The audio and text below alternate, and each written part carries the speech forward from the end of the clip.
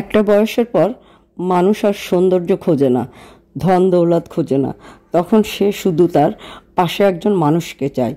তো hello friends, আসসালামু আলাইকুম। আমি নীলা আপনাদের সবাইকে ওয়েলকাম করছি নতুন আরেকটা ব্লগ ভিডিওতে। আজকের ব্লগ ভিডিওটাও একই রকম, প্রতিদিনের মতো কিছু কথা, কিছু গল্প আপনাদের সাথে শেয়ার করব। যদি কথাগুলো ভালো লাগে শেষ পর্যন্ত সাথে থাকবেন। তো যেটা বলছিলাম, একটা বয়স পরে মানুষ আর সৌন্দর্য খোঁজে না, ধন দৌলত খোঁজে না, তখন সে শুধু তার পাশে একজন মানুষকে চায় কেউ থাকুক তার কাছে। সকালে ঘুম থেকে উঠেই যাতে নিজেকে একাকী মনে না হয়, রাতে ঘুমোতে যাবার সময় যেন মনে না হয় যদি রাতে কিছু হয় কে দেখবে আমাকে, কেই বা হাতটা ধরে বলবে ভয় পেও না, আমি আছি। মানুষ যখন সুস্থ সবল আর যৌবনকাল থাকে তখন তাদের কাছে অনেক অপশন থাকে, মানুষ চুজ করার সময় থাকে। তখন অনেককেই দেখা যায় যে তারা সহজে কাউকে পাত্তা দেয় না, অনেক ডিমান্ড থাকে, অনেক চাহিদাও থাকে।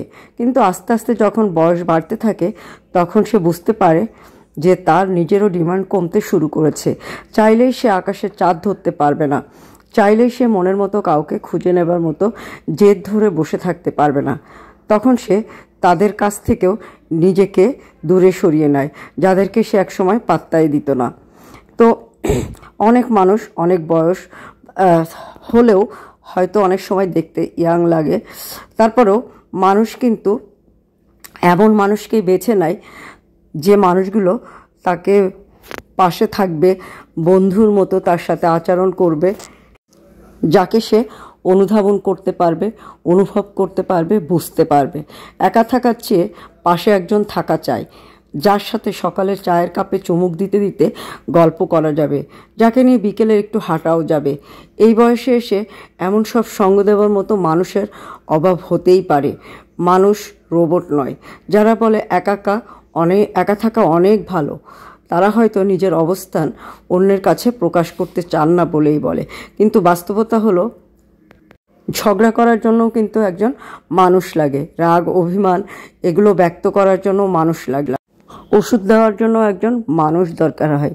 তো যাদের এই মানুষগুলো আছে তারা আসলে সৌভাগ্যবান।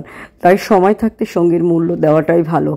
আর যদি আপনার পাশের মানুষটি না থাকে, সেই বুঝতে পারে পৃথিবীটা কত কঠিন। আমি আমার বাস্তব জীবনে আমার খুব কাছের, আমার খুবই খুবই খুবই আপন আমার বোনকে দিয়ে দেখেছি। ও যে বয়সে একা হয়ে গেল, খুব খারাপ লাগে, খুবই কষ্ট হয় ওর জন্য। কিন্তু আসলে আমি কি বলবো, আমি আপনাদেরকে বলে বোঝাতে পারবো না যে ওর জন্য অনেক বেশি কষ্ট হয়। কিন্তু বাস্তবতা আবার আর এক রকম। ও যদি ওর নিজের সুখের জন্য ওর জীবনে কাউকে বেছে নেয়, তাহলে হয়তো ওর বাচ্চা দুইটা কষ্ট পাবে। তাই কিছু বলতেও পারি না। কিন্তু মনে হয় যে ওর জন্য একটা মানুষ দরকার, যে ওকে একটু যত্ন করতে পারবে, ভালো রাখতে পারবে।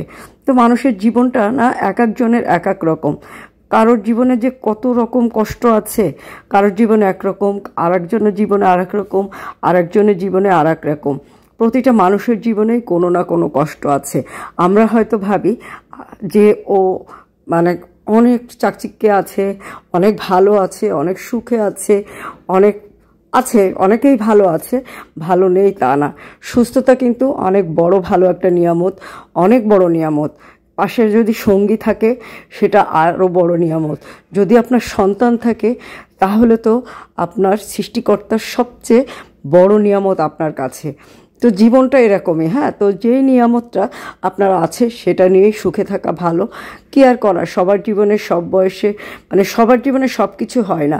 তবে জীবনে পাশে থাকার একটা মানুষ, কথা বলার মতো একটা মানুষ, যাকে হেল্প করার মতো একটা মানুষ খুবই প্রয়োজন।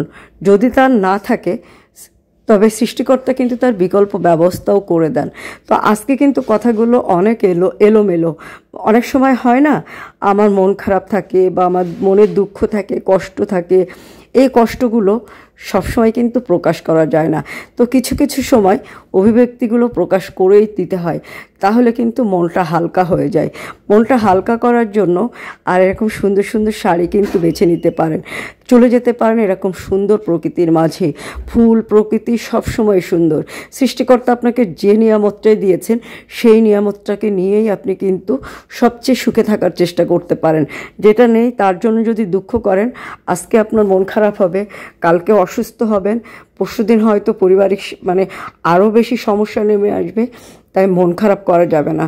ফুল প্রকৃতি সবসময় সুন্দর, আর যা হাত বাড়ালেই যে কোনো জায়গায় পাওয়া যায় গ্রামে, যেটা শহরে পাওয়া একটু কষ্টকর, যেটা শহরে পেতে গেলে গুছিয়ে গাছে একটু দূরে যেতে হয়।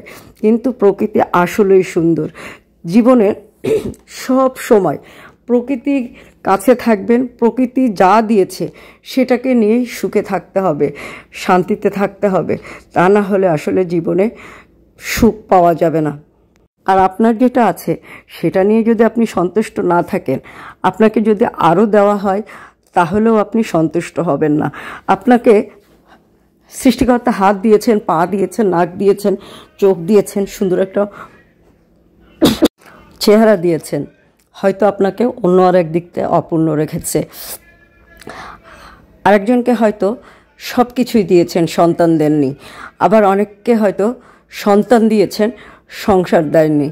অনেকে হয়তো সংসার দিয়েছে, সন্তান দিয়েছে, কিন্তু সংসারের হয়তো বা অন্য কোনো দিকে অপূর্ণ রেখেছে।